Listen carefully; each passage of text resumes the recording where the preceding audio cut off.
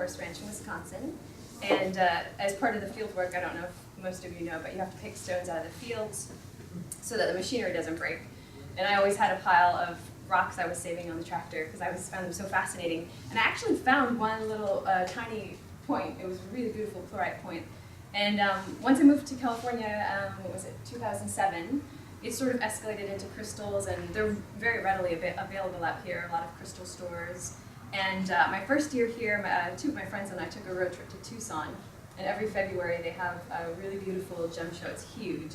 And that's actually where I got one of my main big pieces. And so the first 4 big ones that I got, I named. And this is Aphrodite.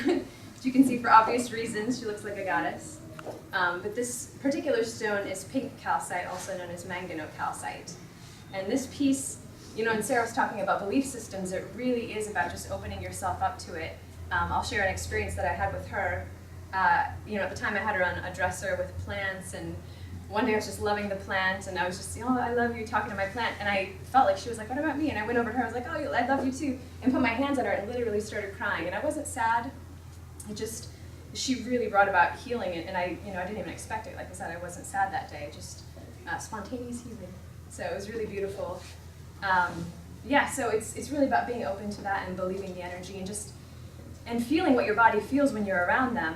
And you know, I heard a couple of you say that maybe you can't really communicate with them. You can communicate with anything if you're open to it and listening to how it's communicating with you. Some of you might hear it, psychically hearing it or seeing it. They might pop in psychically. I've had that where I'm falling asleep and certain crystals will start popping in and talking to me.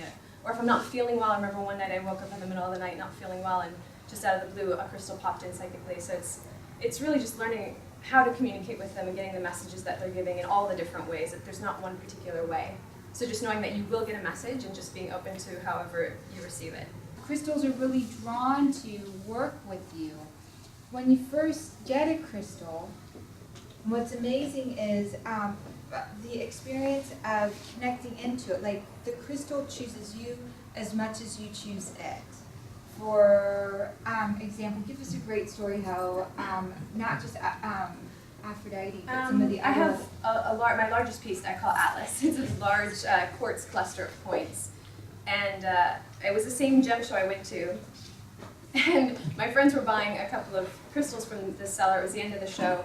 And I went up and I was like, oh, how much for that one? He's like, $100. And I was like, he's like, that's a gift. I mean, this crystal would be worth thousands of dollars. So my point in telling you the price I paid is that obviously it wanted to work with me. And I feel really grateful. And, you know, to share a story about Atlas, the other one as well, I was meditating with my third eye on one of his points at one point. And I had my hands around him, and I felt like he wanted my hair around him, so I pulled my curls over, and as soon as I did that, energetically, I felt him embrace me while I was holding him. It was pretty amazing.